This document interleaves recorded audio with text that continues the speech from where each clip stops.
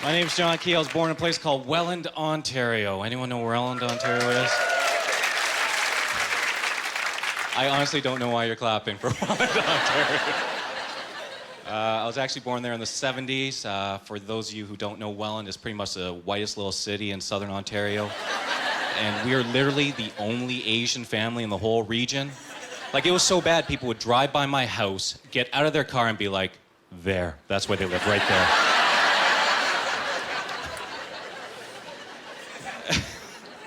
And I gotta admit, I faced a lot of racism growing up, and not that crazy stuff you see down south. The racism I faced came like the form of questions from other kids. You know, I have kids run up to me and be like, "Hey, John, what's your real name?"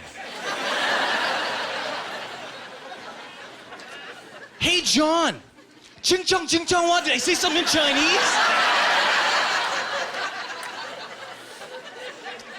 But the one I hated the most. "Hey, John, how come my mom won't let you play with our cat?"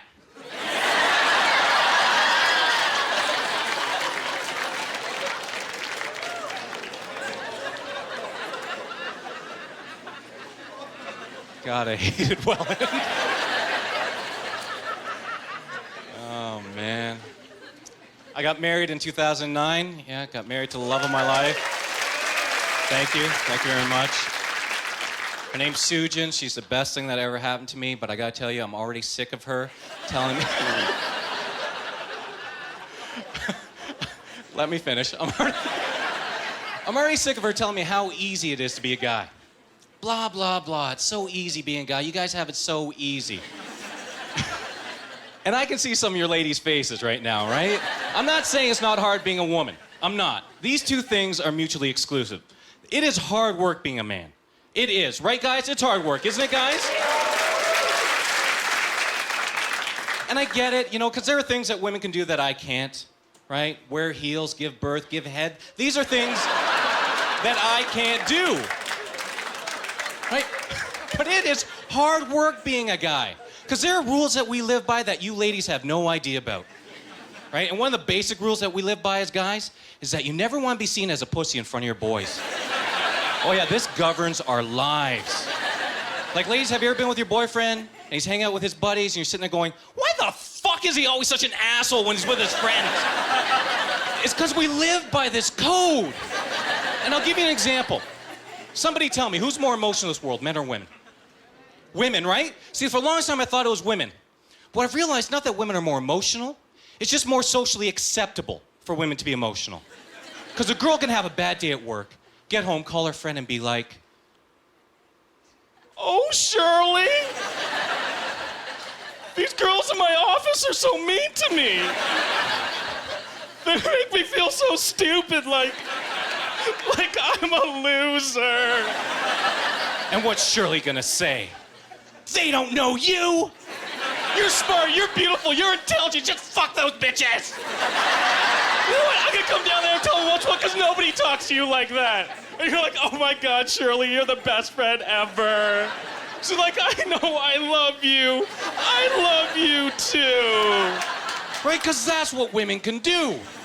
But we as guys, we can't do that. I can't have a tough day at work, get home, call my buddy and be like, "Yo, Eric, man. God, these guys at work are so mean to me.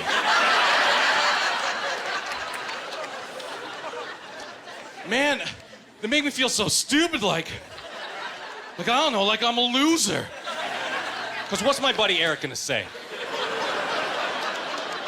You know exactly what he's gonna say. He's gonna be like, "You are a fucking loser." Right? Exactly. And be like, "And you gotta stop calling me a pussy and hang up the phone." Because that's how we are as guys. And I can't tell him I love him. Right? Here, let me rephrase that. There are certain times that I can tell my buddy I love him. Right? If he does something super awesome, like get me Super Bowl tickets, if one of us is dying, or if I'm really drunk and lonely one night, right? But even in those times, I gotta somehow incorporate the word man. The word man has to be there. Listen how different this sounds. "Yo, Eric, man. I love you, man. Yo, Eric. I love you. it just doesn't work, right?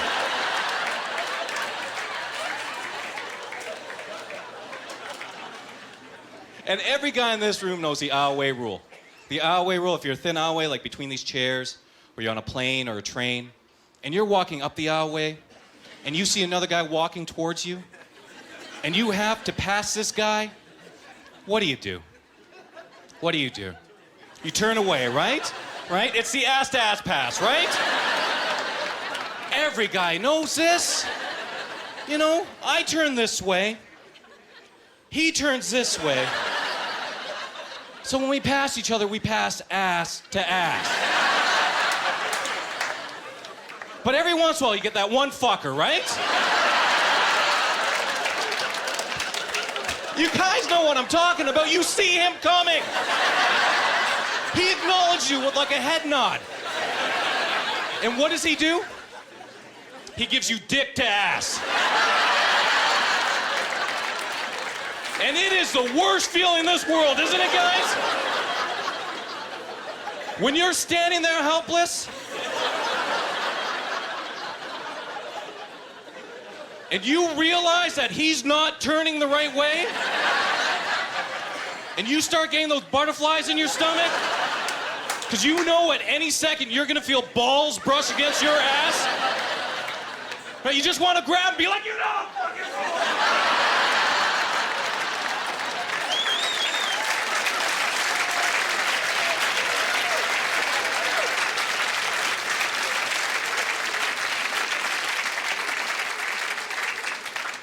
I recently realized that my wife is crazy as well. She's not actually here tonight, so I can say this stuff. And I'll tell you why. We got in a little fight a little while ago, and she was angry at me for a week and a half. Is that normal? Like a week and a half? Like, to me, that takes a lot of commitment and a little bit of crazy, right? Because me, like, I'll tell you, because myself, after I got in a fight, after I've, like, eaten something and masturbated, you know, I'm usually not angry anymore. Let me tell you something, guys. Here's a little bit of advice. Don't let your wife catch you masturbating after you've gotten into a fight. They don't like it. I don't know why. It doesn't involve them. It's really about me right now, right? But it really makes them angry.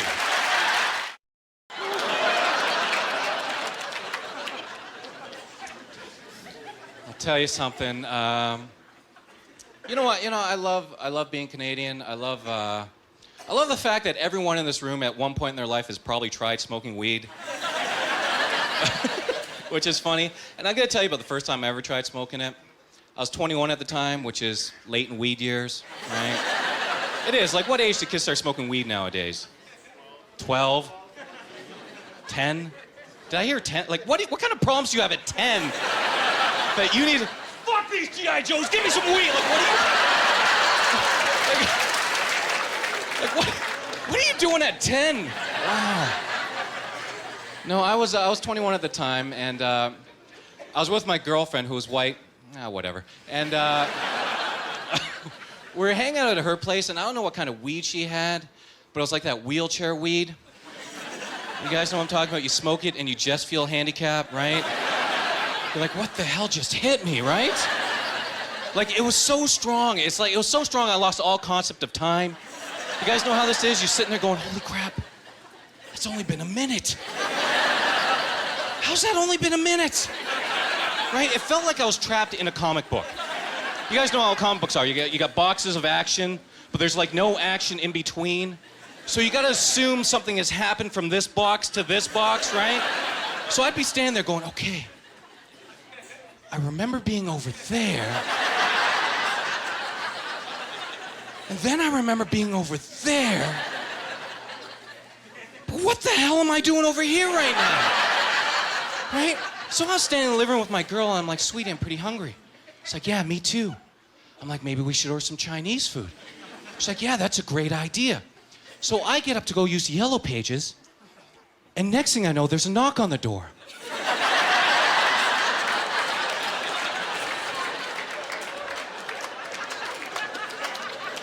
And I am scared out of my fucking mind, right? Because in my mind, I think somehow the cops know. Somehow they know, right? Maybe they were driving by, they smelt it, now they're here to arrest me. Right, so I start losing my shit. I'm like, sweetie, answer the door. She's like, no, you answer it. I'm like, answer the fucking door. She goes to the window and looks out and says, John, you should answer it. I'm like, why? It's an Asian guy. I'm like, so? She's like, well, it's your people. Now, let me tell you something. Normally that would upset me, but I was so friggin' high, I'm like, holy shit. Maybe my people need me. You know, I didn't see the bat signal. Maybe they sent an Asian guy to get me, right? Maybe they need help. So I go to the door, I'm like, what do you want? He's like, I brought you Chinese food. I'm like, holy crap, how did you know? How did you know I wanted Chinese food? Apparently, I was standing at those yellow pages for 40 fucking minutes trying to decide what I wanted to order when I had already ordered.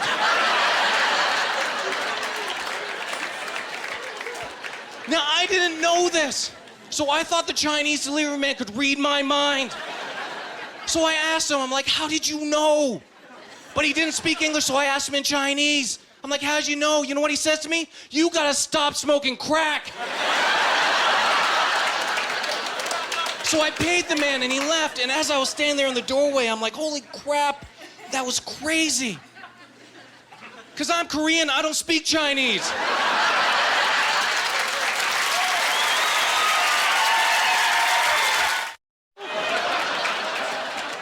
I don't know what it is about guys. We get pleasure out of causing our buddies pain. There's just something about it. I don't know. I think girls are different about this. Like, do you mess with your friends' heads?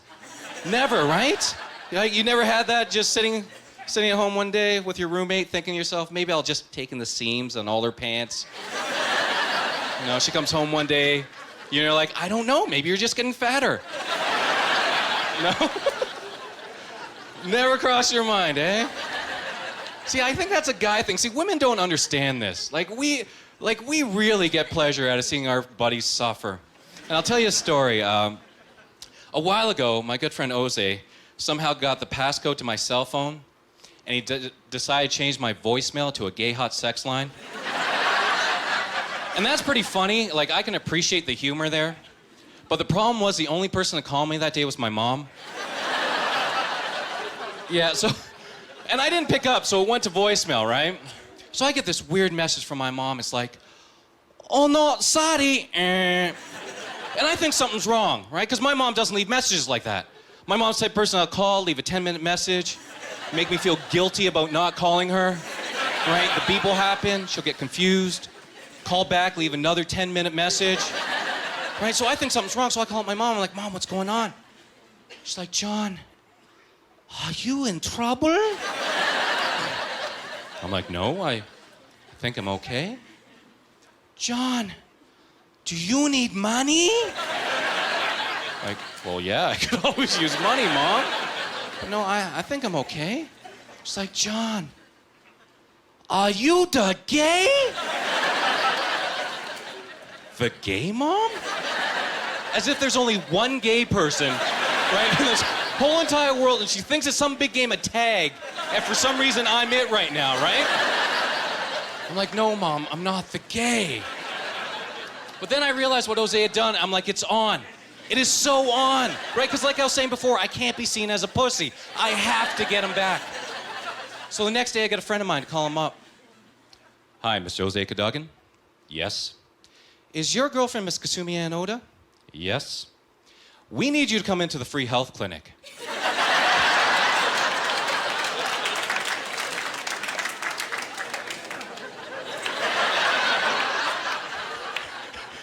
She tested positive for 3 STDs yesterday. I get on the phone, I'm like, dude, when do you want to book your appointment? He hangs up the phone and doesn't talk to me for 2 years. 2 years, this is a true story. He is here tonight. You can ask him after the show. 2 years, he told me I had crossed that line. You know that line that guys have, right? You just don't cross it. So 2 years go by. And he calls me up a week before my birthday, and he's like, you know what, dude?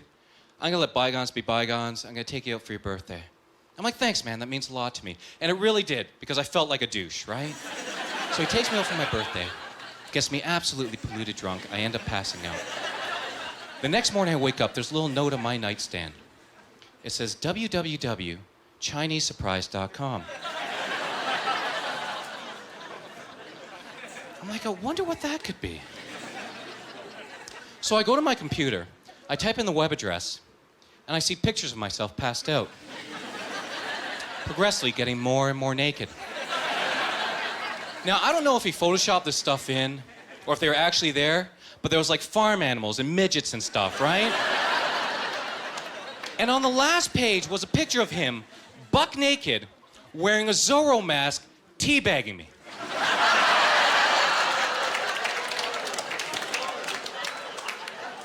Yeah, and underneath it said, surprise, you Chinese bastard. Right, which of course hurt me the most, right? Because he's my best friend and he knows I'm Korean. That's just mean, isn't it?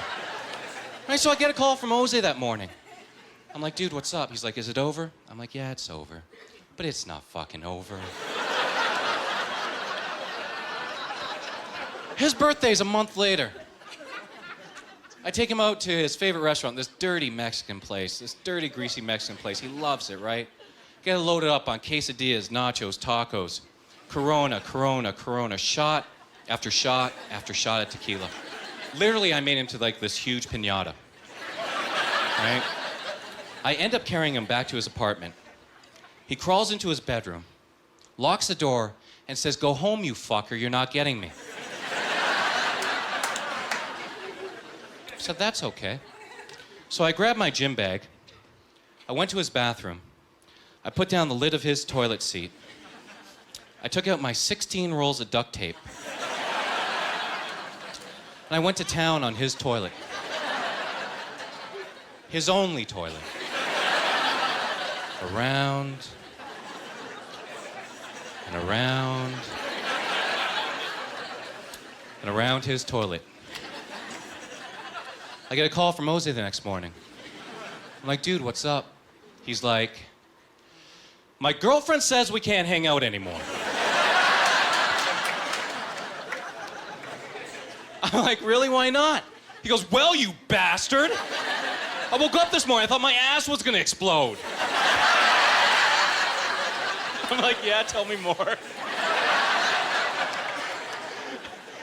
He goes, well, I ran to the bathroom and I couldn't take a shit in the toilet, so I had to take a shit in the bathtub.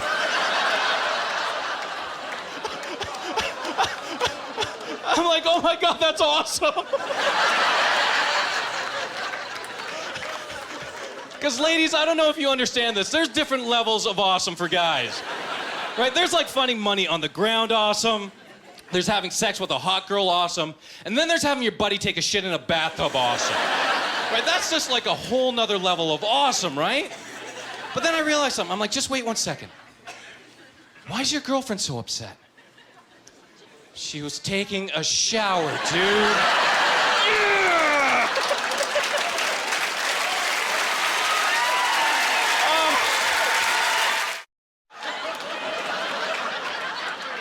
We are the stupidest creatures, guys. And I think that's why it obsesses me so much when I meet stupid women, because you're supposed to be the smarter sex, right? Like, it's a given, we're stupid. Like, I remember this girl I knew for a little while. We're hanging out at my house one day, and she looks at me, she goes, you know what, John? I never noticed, but you're pretty tall for an Asian guy, huh? Like, yeah, I guess so. She's like, are your parents that tall? I'm like, yeah, sure. Is that why they immigrated to Canada?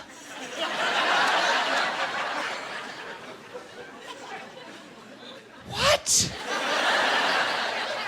Because they're so tall, is that why they immigrated to Canada? Yes. Yes. My parents were giants in their country, and they had to flee persecution and seek refugee status in Canada because they were freaks of nature, you fucking idiot.